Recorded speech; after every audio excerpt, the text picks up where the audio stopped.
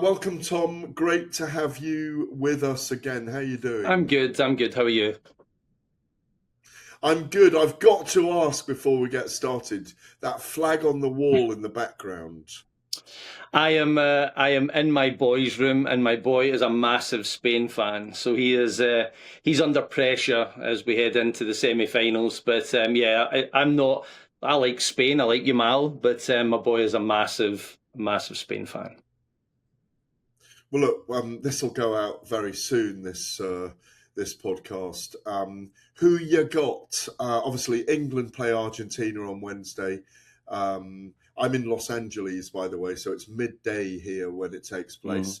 And obviously, it's France and Spain tomorrow. Who you got at this stage? I like the way you're asking a Scot about football. There's something severely hilarious with that, Gareth. But I get the feeling that England is going to get through Argentina. I wouldn't bet on that. I just don't like the way Argentina have played. I think they've had a lot of favours through the tournament so far. Ultimately, who I've got to win the whole World Cup is France. Oh, you'll be popular with your son then. I agree with you. I think 50-50 Argentina and England. England have done brilliantly so far. And that man called Lionel Messi could be a huge stumbling block for them on Wednesday. But I have France beating all comers. We may be proved wrong later, but I've got France. Well, I think they are head and shoulders in terms of depth and everything above the other teams. But it's been brilliant fun. I know the last time you were on, we talked about the amazing Scottish fans here in America at the World Cup, and the place is awash with talk of it. It's on ESPN, it's on all the channels, and I think it's been a big success. But let's get stuck into the other side of the world, and Big Joe Joyce calling a stop to his own fight with Suzlenkov in Moscow after 11 rounds. Quite a bizarre end. We've seen it before from fighters where the fighters died in them during a contest, but this almost looked like a retirement mid-fight. Have you ever seen anything quite like this before? The only fight, and there's no comparison in terms of the stakes or the fighters involved that I can think of, is Leonard against Duran 2. That was similar, as in Duran just put his hand up and kind of walked away and was just hinting that, it's over, I don't want to fight anymore. I watched the Joyce fight, and he'd just been hit by it looked like a 3 or 4 punch combination to the head. And, people need to remember that after 10 rounds of combat, when you've been hit by headshots in every round, you're going to be a bit buzzed, even just walking around. And I think he's felt something that he didn't like. He's 40 years old. I think Joe should have retired by now, if I'm being quite honest. And you were saying that the heart came out of him mid-fight, or that, his fighting heart. I think his heart's been gone really since the second fight against Zhang. He's never recovered from the knockout loss that he suffered in the second fight. And you said it yourself, he's lost 5 of his last 6. It is over. And, and it's difficult because his whole identity is boxing, and it's difficult to walk away from that. If you can just imagine waking up tomorrow and told you're not doing your job anymore, it would be hard to absorb that for anyone. And I think he's going through the motions because he feels it's expected of him, but I don't think he wants it anymore. Yeah, well put. So I think that, that slugger, as he was a big, heavy slugger. Yeah. The slugger that jabbed his way through Daniel Dubois 5 years ago, the slugger that took on Joseph Parker in Manchester and stopped him. That slugger has gone to the cash register so many times, and the register is now empty of all that cash, i.e. the punches that he can now take. It's not there anymore. Five out of the last 6, the 2 losses to Zhang, the loss to Derek Chisora, Hrgovic, the kind of comeback against Cash Ali that he didn't look there even then. And to see, like you say, I agree with you. I think he's coming up 40. It's over.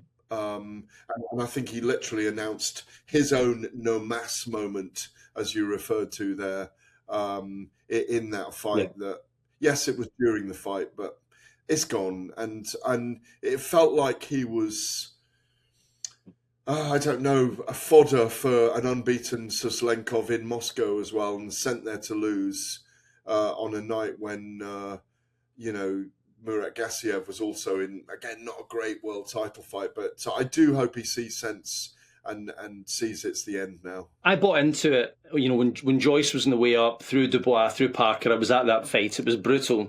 I bought into the whole super durable reputation that he'd amassed. And I feel I've always felt that I so got that wrong, because in boxing, it's always down to the punches that you don't see. And Zhang being a southpaw, and he's got the speed and the sharpness that kind of belies his size. So you're not seeing the punches coming. There's a big difference when you can brace for impact.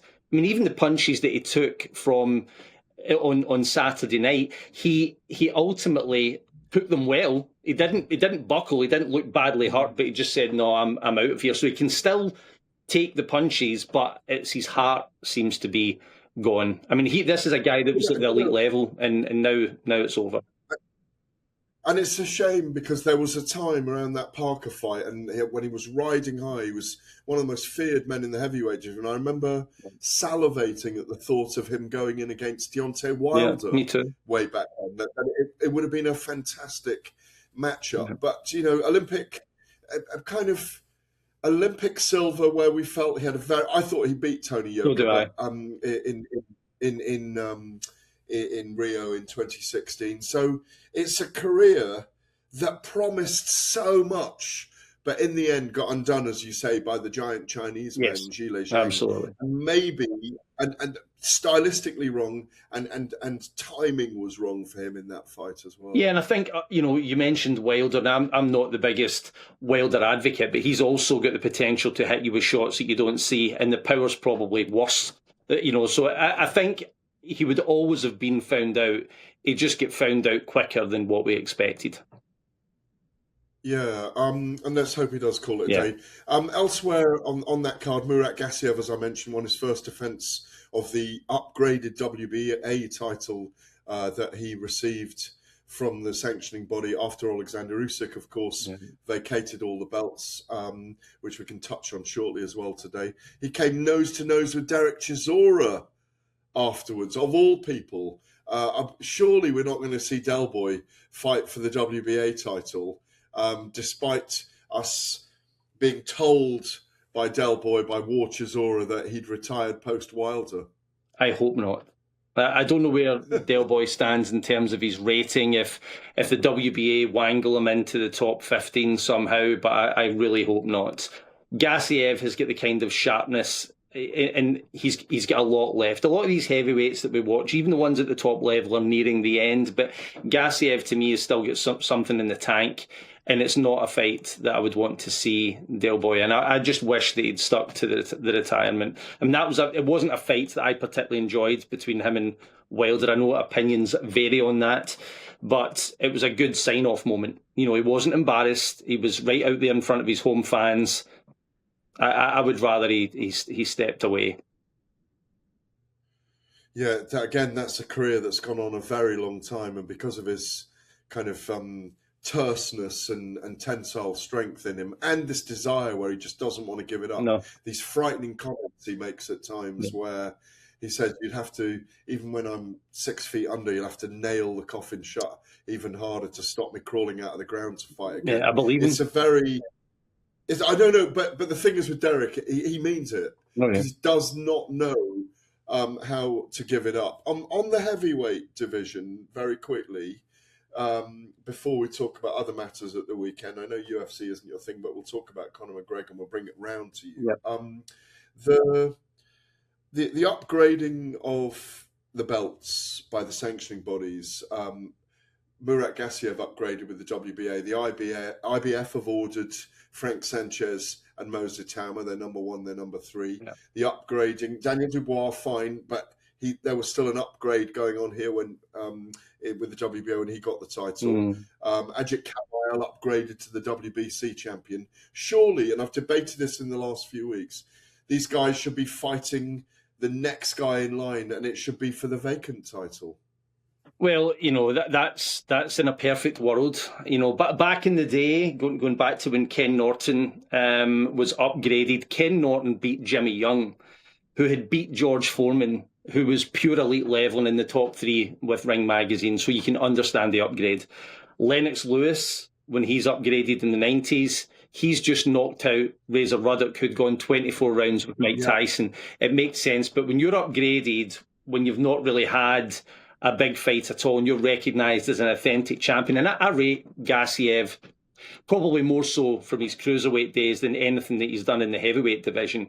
When you're upgraded and you've not really done much, it's just all the air comes out of the balloon, essentially. Yeah, I agree with you, and because it's all happened at once with Oleksandr Usyk. For me, he's checked out. I don't know if we had that chat when you were last on with me about Oleksandr Usyk, and it hadn't happened then. But for me, he has one fight. I don't think he'll have more than one fight. I think that'll be it. It'll be under Zuffa boxing, and it probably will be Deontay Wilder, which is why we saw Derek Chisora fishing in Moscow for another big fight.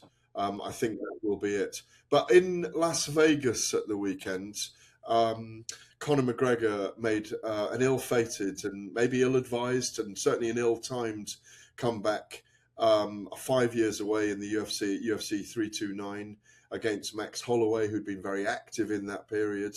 Conor McGregor comes back, suffers a knee injury in the opening seconds of the fight, and leaves the event falling flat on its face. Yes, injuries do happen in that way, but then a myriad of conspiracy theories that he had injuries going into it. The truth is this. I mean, I had to do my picks for William Hill, the betting agent I work for. I do all the picks for them on the big UFC and boxing events. 5 years away from UFC, from MMA fighting, when your best days go back probably 8 years ago, it was a big ask for him to do anything. It was very disappointing. Fans are disappointed. It was the biggest gate ever at the T-Mobile in finance, in money terms. But all week, what bothered me a little bit was there were no comparisons. It was so inside itself, the sport.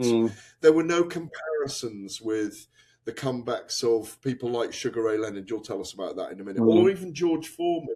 They were saying it would be the biggest comeback ever in combat sports history. But George Foreman was away for 10 years, in his mid-20s, came back after 10 years and won it 10 years later. 19 fights into his comeback at the age of 46. You've got a case where you believe Leonard 4 years out is one of the great comebacks as well. So it was odd that they didn't mention that, but Leonard, for you, is the best comeback in combat sports history, isn't it? Leonard, because, like you said it yourself, George came back and essentially had 2 careers. He had ups and downs. He lost to Holyfield, he lost to Morrison, but he kept his nose in there. And also, in the fight against Michael Moorer, it was an extraordinary win, but George lost 9 or 10 rounds and then chinned him. Hagler with Leonard. Leonard comes back, his one fight, he's had no fight, in 3 years, one fight in 5 years, and knocks off arguably the greatest middleweight that's ever lived. I know that there's dispute over the decision. I myself have never felt that way, and I'm a huge Hagler fan. I believe that Hagler's the greatest middleweight ever. I don't think he was at his best, but I go for Leonard. And another one that's overlooked, Gareth, is Vitaly Klitschko. Vitaly was out for almost 4 years. He beat Danny Williams. I think it was a knee injury that forced him out. He held that ridiculous emeritus WBC label and then come back and beat Sam Peter. Sam Peters. So that's a terrific comeback. I think a comeback needs to be looked at when you've done it in one shot, when you've come back and done it straight away. And in Leonard's case, there was huge inactivity, and same with Vitaly. Well, I don't know whether the UFC are going to be able to pull off a Conor McGregor fight again. It was a bizarre spectacle. He was a showman all week. He's always been a showman, but combat sports history, Father Time, waits for nobody, and the exceptions are there. If he had done it, it would have been incredible. I watched. I thought he started too fast. He came out blazing like it was a Jackie Chan movie, and it was almost like his body just went, what are you doing? He didn't warm into it. He just went out and started throwing ridiculous kicks, and it looked like his knee gave up on him. But it didn't. I'm not the biggest UFC fan, but it wasn't a good watch. Exactly. So, Tom, AJ versus Pringa, edging closer. week and a half away in Jeddah, Saudi Arabia. Yeah. Should be a comfortable win for AJ. I mean, I've already predicted I think he walks through him in a couple of rounds. Yeah. But what do you want to see from him after everything he's been through at the turn of the year, you know, with the horrific road traffic accident, losing friends, and maybe how he's been and his demeanour this year so far? I think he's shown exceptional strength. He's carried himself as well as any human being possibly could after enduring that. I can't even imagine it, to be quite honest. It's actually amazing that he's going to be back in the ring, because that just seems so close. What was it, 8 months ago now since that happened? I don't think the fight can tell us a single thing. It's about as relevant as Mike Tyson fighting Peter McNeely. You know, AJ has been at such a pinnacle in the sport that a first round win, you're going to say, well, what did you expect? A 12-round decision where he wins every round, he would probably get a hard time because the guy is relatively unknown. You expect a stoppage from an authentic knockout artist. You don't expect him to go any distance. So I don't foresee any problems with it. I think that he's tuned in to fight. All the time that he's spent around the Usyk camp and what's on the line as well. Even though he's getting in here against an opponent that is essentially undistinguished, he knows that, you know, it's a must-win fight for him to keep the Fury fight alive. Yeah, you know, in the notes here we're talking about, does a sloppy performance hinder the Fury fight at all? I think if he gets knocked down, or he looks too stiff, or he doesn't look fluid enough, or he doesn't look like the destroyer he is, I think he's got a massive opportunity to project himself towards the Fury fight, in my view here, against an opponent who, Joey Dwejko is the only person who's got any kind of semblance of what's happened with Anthony Joshua in his career. The guy that gave him nightmares in sparring before he fought Andy Ruiz. Prenga's got a victory over him. But other than that, there's no one really on the record who is anywhere near the level that AJ has fought. So for me, I don't know, he's got a great opportunity to go and project himself towards the fight. No, I disagree with it. I believe that the opponent is so undistinguished that it really tells us nothing.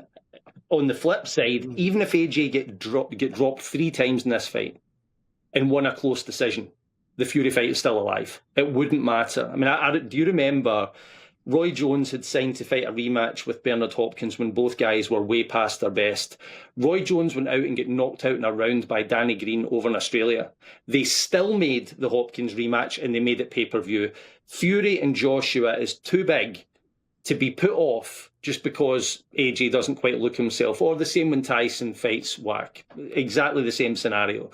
So there's nothing that can happen. As long as AJ wins, I don't foresee an issue at all. It doesn't matter how he wins. Even if it's close or the guy gives him the fright of his life, they'll still look to make the Fury fight. A loss would be catastrophic, but I just cannot see that happening. A loss would be catastrophic for him. A head clash would be catastrophic the night before for Tyson Fury against Marius Wack in Pattaya at the Max Muay Thai Center.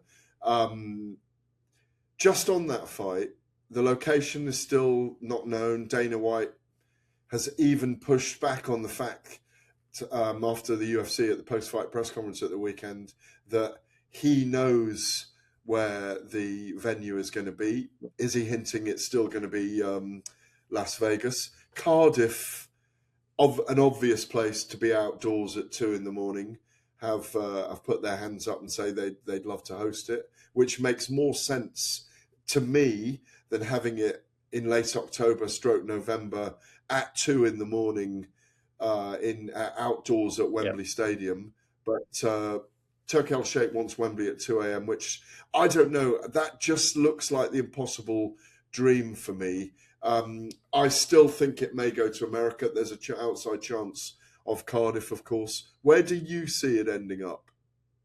Just because I seen Turkey look up for it and kind of hinting towards it being at Wembley if they can get things there logistically and sort out time differences. I was really up for it. I think am I right in saying that in Cardiff, the Principality, that's got a roof, right? So that's a better that's a better option, right? Because I went to Kolzagi Kessler, which was at that arena, and that was November, if I remember right. I'm sure it was. It wasn't warm, right? But you could get by. So I think everyone would settle for that if they could get it in the Principality. I think that would be good. As long as it was in the UK, it'd be excellent. I'd love it.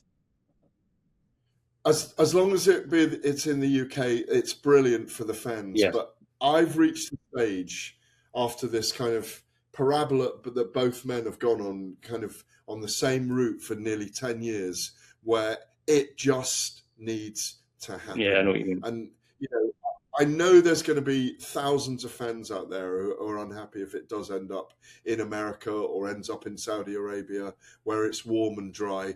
We need a dry night. That's why Cardiff is a possible at 2 a.m. But as you say, Turki Al-Sheikh seems hell-bent on them at the moment on making those moves, at least to be seen to be making those moves, with Sadiq Khan, Mayor of London, and saying, can we get the transport system going? They've got the provisional permission to have it late at night. But frankly, we just need to see those two men. I know, but I still feel sorry for all the people that have watched those two careers all the way up, have spent their money, and then, you know, the West Coast is just too much for them. That trip, you know yourself, if you go to, if you're going out to Vegas and it's on your dime, you're putting yourself into a substantial amount of debt if you've not got the money to back it up. So I would feel for fans that followed both careers for, you know, well over a decade.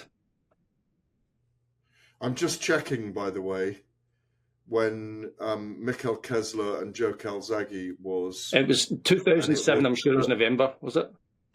It was the 3rd of November. Yeah, I was there.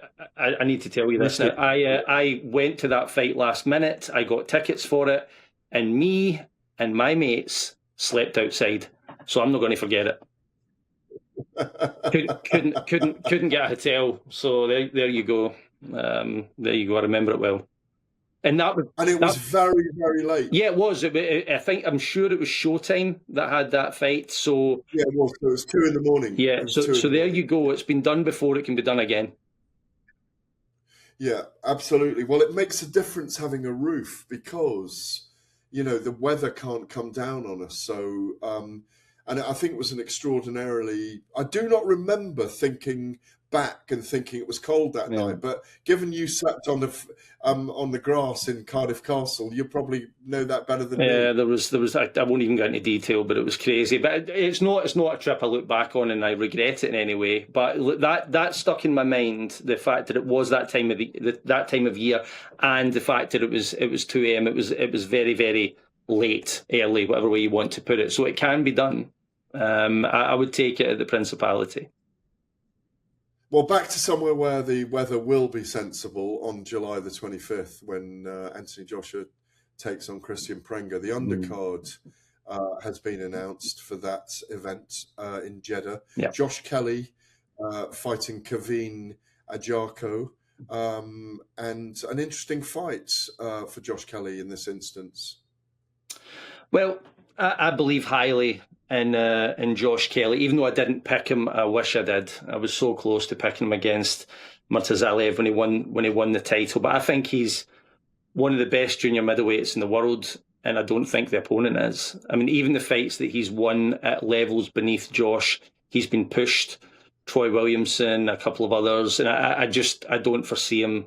I think you need to be special at this point. I think Josh is reaching his peak. I know that he's had a setback or two, but I don't see this guy giving him much trouble. Do you see Josh Kelly? I agree with you on that. There's some huge fights from potentially in this 154 weight division down the line if he comes through this. Obviously, Boots Ennis being one of them. Yeah. Do you think he gives Boots Ennis any kind of difficulty? Maybe. Or I think Ennis beats him myself, but he's got the skills and the movement to do something in this fight. Yeah, against Boots, I think he could give him trouble early, but I give Boots a lot of credit for having a wonderful IQ, and I think he would solve him over the course of the 12 rounds and stop him. And that's no slight on Josh Kelly. I think that Bouts is one of the best fighters in the world, like many of us do. But there's other, you've got Virgil Ortiz and Bouts are still circling. Could he go down? Again, Virgil Ortiz is a very hard fight for Josh Kelly. But these are the fights that he's going to have to be in. The Tim Tszyu and Errol Spence winner. There's a lot for him. Zayas, when he comes back, Zayas is going to come back and want to get to the top. Could he lure Zayas into a fight and maybe get him at the right time? There's a lot there for him. But it's going to take an elite level junior middleweight to beat Josh Kelly, and this guy doesn't fit that bill.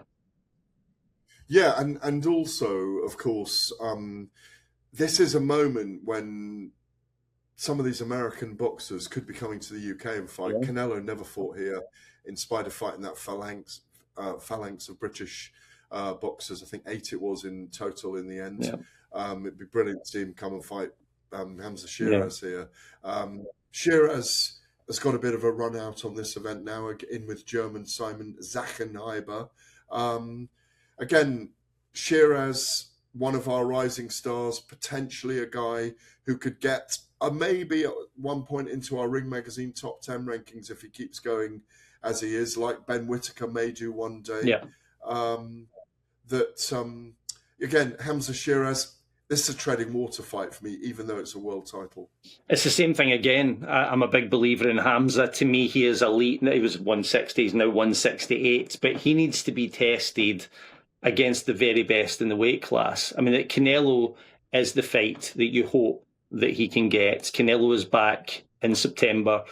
I really like Canelo over in Billy, so he's going to get. He's going to be back on a maybe not the pinnacle he was on, but he's still the face of boxing. He's still Canelo Alvarez, and that's the fight I believe that Hamza should be targeting. But this opponent again, it's the same as Josh Kelly. I don't foresee him being threatened. I think he probably gets much tougher work in sparring, and it's a glorified exhibition on the undercard. But people will get a look at him, see how good he looks, see how explosive he is, but you're not going to learn much. We got Terence Crawford all those years ago, up in Bonnie, Scotland, of course, against Ricky Burns. It's such a shame we can't get Boots Ennis, Ryan Garcia. You never know. Can't get them all to fight in the UK.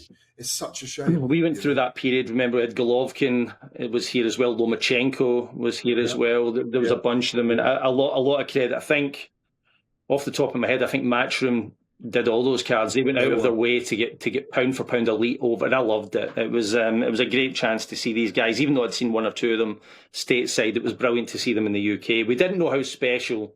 I had an idea, and I spent a lot of time around Ricky Burns' camp when he fought Crawford. I know that Ricky didn't believe the hype; he did after it.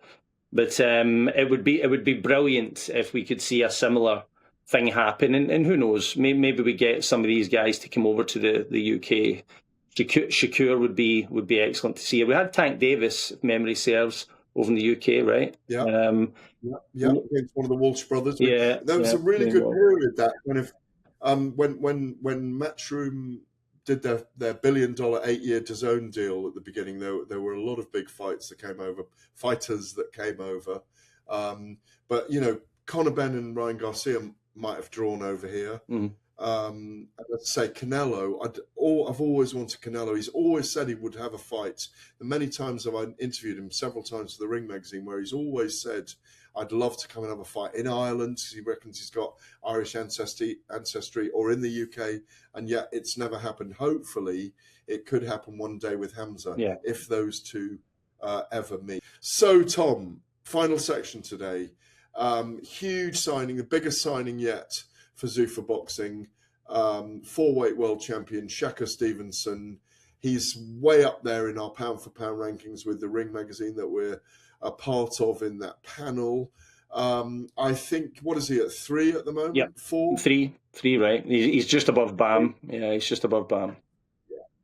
I've been saying for 5 years, of course, we've had a big debate about that, of course, and I think rightly so. I've been saying for about 5 years that I believe Shakur will rise to the top of that list and will be number 1 one day. What did you make of that Zuffa signing? Biggest acquisition yet beyond anyone else? Yeah, absolutely. Shakur, Shakur is one of the the best fighters in the world. I personally believe Shakur probably walks around feeling that he is the best fighter in the world. So just on that basis, yes, the biggest acquisition by far. It was kind of, I don't know whether, yeah, I mean, it was kind of like one of the worst kept secrets in boxing that was likely going to happen, right? We kind of suspected it. So it wasn't a major surprise, but it's huge for Zuffa. And I would imagine it'll end up being huge for Shakur's career. Yeah, and I think, in my view, I think Devin Haney will follow. I think, we're going to get Ryan Garcia and Conor Benn on a Zuffa card, I believe, in September. Yeah. Obviously, Oscar De La Hoya has to acquiesce, and I think has in the background finally acquiesced to that happening for Ryan Garcia, his charge. That group of Teo Lopez, obviously, who's a little bit more of a busted flush than he was. Tank Davis still out there in the wilderness. That whole group are the fulcrum for me of where Zuffa boxing can be very successful in the US. They've got the money. Those are the names. Now they've got Shakur. Shakur against Ryan at some point. Shakur against Conor Benn at some point as well. I see all these fights happening. Yeah.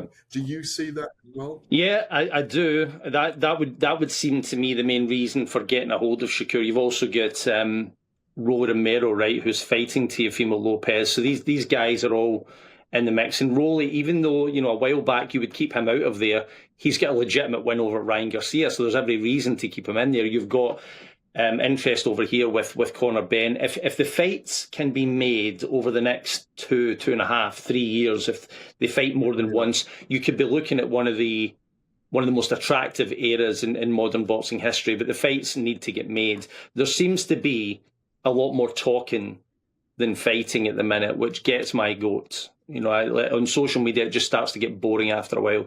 Let's make some of these happen. Indeed. Well, they went off to the greatest start at the UFC event on Sunday night, Sunday morning in the UK.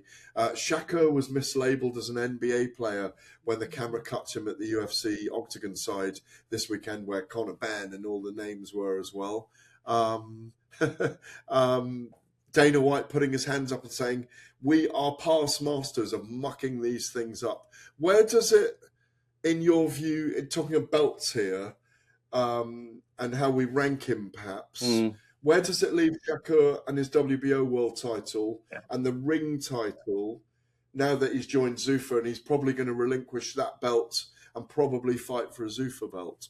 Well, I don't know if the plans are to relinquish WBO. In terms of the ring, he just has to abide by the criteria. And at the moment, he's well within. Like, he just beat Lopez in January. I was there for that in New York. So he has got 18 months from that point, to fulfill ring criteria, which I'm sure he will. The ring isn't going to strip him for going to Zuffa. I don't know what the WBO will do or what their plans are. I'm hoping that this kind of volatile relationship between Zuffa and the sanctioning organisations kind of sorts itself out, and there can be some sort of working in tandem element that can happen there. Because what you don't want fights getting stopped, from being made because of something as frankly as silly as that. I mean, I'm hoping it gets sorted. Anything that can derail the fights, fix it. Just get the guys in the ring. These guys aren't fighting enough as it is. They're not fighting enough as it is. So, let's get them in the ring and get the politics out of the way. Am I hearing you agreeing to 7 belts? So the 4, the IBO, the Zuffa, and the ring, 7? No, and the old school side of me is one belt, one champion. I'm always going to side with Ring Magazine, and that is it. And I was like that before I worked for Ring Magazine. You probably know that. Yeah. So, but there's also the realistic side of it, where I know that it probably isn't going to be stopped. It's never going to be the way I actually want it. So no, I don't agree with a multitude of belts, and I certainly don't agree with how the sanctioning organisations work. And we've just discussed 2 fights here on the Joshua Pringa undercard that quite frankly, at least Hamza's opponent, I don't think he should be in there with him, and that's not Ring Magazine that's allowed that fight to happen. So that's the WBO. So I'm not a big sanctioning organisation fan all the way through. I think they do some good, but there's also plenty of downside. And some good news, Tom, for fighters with a name and a presence who sell tickets in the signing of Johnny Fisher to Zuffa. Transformational for him. And there's hope there, even for journeymen, that if you've got that social media presence, if you've got a resonance, that there are big deals there to be made at the moment. Obviously, he's going to fight Copper Box in September, isn't it? Yeah. Perfect place to go. And he'll sell a ton of tickets and help their event in the UK. Absolutely. And, I think Zuffa, if there's a lot of smart people over there and they know that you need a variety, you can't stack out a card with 10 Shakur Stevensons, right? For example, Johnny can fit into a lot of different shows. He can headline in London in a smaller event, but he can also appear, maybe if Shakur Stevenson were to come over to the UK and headline Johnny Fisher's there or thereabouts, there's so much versatility on a fight card, and also with a fighter like Johnny Fisher that he can fit in a lot of different boxes. Absolutely, and he will indeed. I think it's September the 26th from memory. Well, you're in the UK this weekend. I'm in Los Angeles, down by LA Live, the Novo Theatre, where 3 big-name boxers make their bare-knuckle debut this weekend, and I'm working on that for BKB Bare Knuckle. Jojo Diaz, Victor Ortiz, and Alfredo Angulo all take the gloves off. I mean, I know it's a difficult thing for you to discuss because you're such a purist, but it seems to be a bucket list moment for a lot of boxers right now. Yeah, I think we discussed it the last time. It's money, and Jojo Diaz, out of those guys, isn't having a lot of luck in boxing. He will fight anyone. Such a lovely kid. Yes. I've been around him, but I always say it though when it comes to bare knuckle. I just hope the guys get through it safely and make a decent amount of money, and they're able to enjoy it with their families. That's what I hope. And lastly, Tom, it's almost wrong of us not to have a single show without mentioning a Eubank or a Ben. But this weekend, Harlem Eubank steps in with David Papo. Good springboard for him this weekend. Yeah, it's the type of fight that if he's going to stay relevant at welterweight, or a lot of people would argue that he's not relevant at present, if we're being completely honest, but it maintains his journey towards being relevant. He's in a division that's full of great white sharks all around him. If he can't deal with this guy in a solid manner and take him out, then there's really nowhere to go. So yeah, I mean, springboard, I don't know. So he'll get a nice rating with a sanctioning organisation somewhere, but whether or not he can go straight into a big fight after it remains to be seen. Yeah, and always got time for Harlem Eubank. Thank you so much, as always, Tom, for joining us on Fight Night Extra on talkSPORT. You've been listening to Fight Night Extra on talkSPORT 2. Big thanks to Tom Gray for joining me today. Remember, if you missed any of the show, you can listen to it as a podcast. Find it under the Fight Night banner on the talkSPORT app, on YouTube, or wherever you get your podcast from. We'll be back with you next week.